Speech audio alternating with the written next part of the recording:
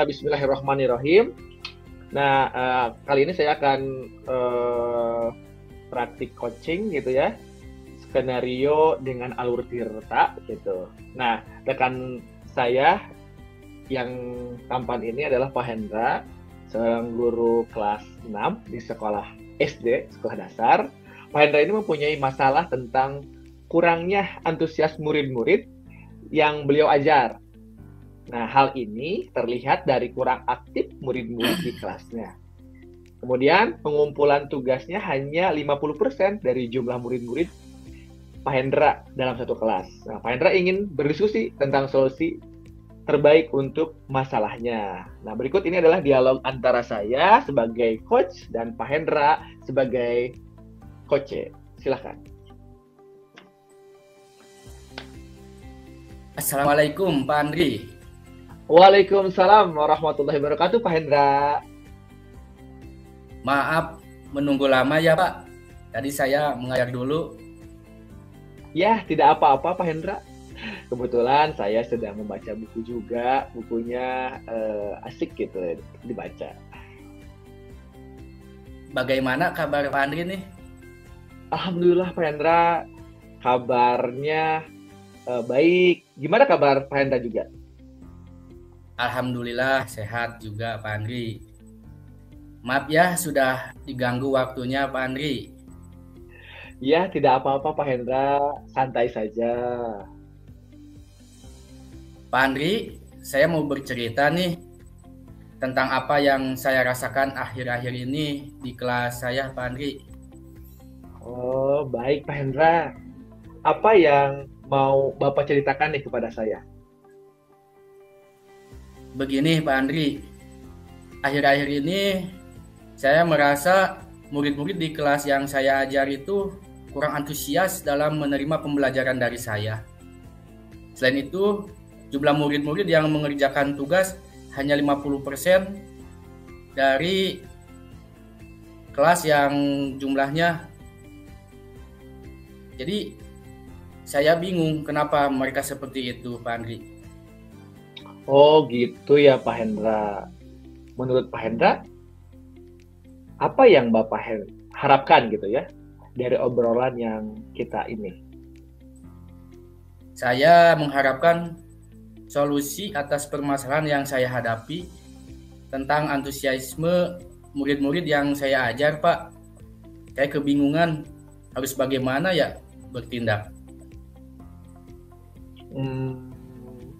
Menurut Pak Hendra, hal apa saja yang membuat murid-murid Bapak kurang antusias dalam proses pembelajaran bersama Pak Hendra? Kalau saya ingat kembali, hal yang menyebabkan murid-murid saya kurang antusias itu adalah yang pertama, pembelajaran saya sepertinya sedikit membosankan ya Pak. Terlalu monoton, saya terlalu dominan untuk berbicara, bercerita di depan murid-murid saya. Yang kedua, saya tidak memberikan kesempatan buat murid saya untuk berpendapat atau aktif berbicara pada pembelajaran di kelas saya. Oh, begitu. Jadi, yang menyebabkan murid Pak Hendra kurang antusias dan tidak aktif dalam proses pembelajaran itu dikarenakan eh, cara mengajarnya sedikit membosankan. Artinya Pak Hendra terlalu monoton, mungkinnya tadi setelah Pak Hendra paparkan, terus dominan dalam berbicara, serta tidak anak-anak itu tidak difasilitasi untuk mengemukakan pendapat secara bebas dalam proses pembelajaran, mungkinnya gitu ya Pak Hendra ya? Ya, benar seperti itu kira-kira Pak Andri. Nah, baik Pak Hendra, kira-kira apa saja yang dapat membuat murid Bapak antusias dalam pembelajaran bersama Pak Hendra? Menurut saya, murid-murid pasti menginginkan pembelajaran yang asik, tidak monoton, dan tidak membosankan. Begitulah Pak Andri. Wah, saya sependapat dengan Pak Hendra. Lalu, menurut Pak Hendra, apa saja yang bisa membuat murid-murid itu merasakan asik dan tidak bosan dalam pembelajaran bersama Pak Hendra? Menurut saya, pembelajaran harus terpusat pada murid. Murid diminta untuk aktif dalam pembelajaran. Kemudian, adanya ice breaking ataupun game supaya pembelajaran itu lebih menarik. Bagus Pak Hendra. Kalau saya boleh tahu, sumber belajar yang bisa Bapak gunakan apa? Saya bisa menggunakan teks yang ada di perpustakaan saja, Pak. Adakah sumber belajar selain buku teks, Pak Hendra? Saya pikir banyak ya, Pak. Sumber belajar seperti video YouTube, artikel di blog, atau tulisan ilmiah di internet. Atau juga bisa kita menggunakan aplikasi yang sedang tren itu ya Pak, seperti TikTok atau Reel di IG. Nah, betul sekali Pak Hendra. Saya yakin sekali bila Bapak bisa menggunakan berbagai macam sumber belajar, pasti akan membuat murid antusias dalam pembelajaran. Selain sumber belajar, hal apa lagi yang bisa Bapak lakukan? Yang bisa saya lakukan mungkin menerapkan model pembelajaran dan media yang beragam sesuai dengan karakteristiknya murid. Oke, kalau boleh tahu, model dan media seperti apa kira-kira yang menurut murid itu menyenangkan dan sesuai dengan karakteristiknya? Contohnya pembelajaran berbasis digital dan permainan. Hal tersebut mungkin dapat meningkatkan motivasi murid dalam belajar. Nah, itu sangat luar biasa sekali Pak Hendra. Saya yakin apa yang Bapak akan lakukan dapat membuat murid itu lebih antusias dalam mengikuti pembelajaran bersama Pak Hendra.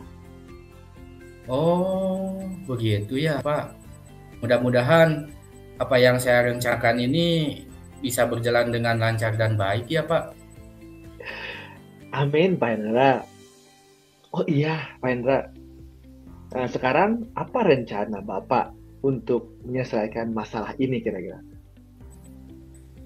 Mungkin yang pertama yang saya merencanakan pembelajaran yang mengasihkan dengan menggunakan sumber belajar yang beragam seperti video YouTube dan juga TikTok. Kemudian yang kedua, saya akan memberikan tugas tidak terlalu banyak, Pak. Bentuk tugasnya itu akan disesuaikan dengan minat dan bakat murid-murid saya. Istilahnya, saya akan akan melaksanakan pembelajaran diferensiasi sehingga murid tidak terkesan dipaksa, tetapi murid itu atau mereka memang senang mengerjakan tugasnya. Misal, menggunakan bentuk drama, lagu, puisi, pantun, dan juga laporan digital. Mungkin seperti itulah Pak Andri. Lalu selain itu apa lagi kira-kira Pak Hendra? Lalu saya akan menggunakan model dan media pembelajaran yang beragam sesuai dengan karakteristik murid agar mereka itu mendapat pengalaman pembelajaran yang bermakna. Wah, bagus sekali rencana Pak Hendra itu. Saya setuju dengan rencana aksi yang Pak Hendra tadi jelaskan ya. Nah, mudah-mudahan dalam pelaksanaannya kita dipermudah ya, dan Pak Hendra berhasil untuk menerapkannya. Amin. Terima kasih Pak Andri. Sama-sama Pak Hendra. Oh iya Pak Hendra, apa komitmen Bapak terhadap rencana Bapak ini? Saya itu berkomitmen untuk selalu membuat rencana pembelajaran yang mengasihkan, menggunakan banyak sumber belajar untuk eksplorasi materi sehingga murid-murid saya itu dapat menjalankan merdeka belajar. Dan saya akan membuat murid-murid saya senang dalam kegiatan eksplorasi materinya tanpa ada unsur paksaan. Akan saya serahkan pemilihan sumber belajar pada murid-murid saya. Seperti itu Pak Andri. Selain itu, rencana Pak Hendra ke depannya agar apa yang Pak Hendra harapkan dapat terrealisasi dengan baik seperti apa? Saya akan merencanakan, saya itu akan memanfaatkan komunitas praktisi di sekolah maupun di luar sekolah Pak Andri, bersama rekan sejawat, dan membahas terkait pembelajaran yang menyenangkan sehingga murid antusias dalam proses pembelajaran yang saya suguhkan itu. Wah, bagus sekali Pak Hendra rencana aksinya. Saya sangat mendukung. Mudah-mudahan semuanya berjalan lancar sesuai harapan Pak Hendra gitu. Jadi yang saya tangkap dari apa yang Pak Hendra sampaikan terkait rencana aksi Pak Hendra, yang pertama Pak Hendra akan berkomitmen ya membuat rencana pembelajaran yang mengasihkan. Ya, yang kedua, Pak Hendra memanfaatkan komunitas praktisi di sekolah maupun di luar sekolah bersama rekan sejawat.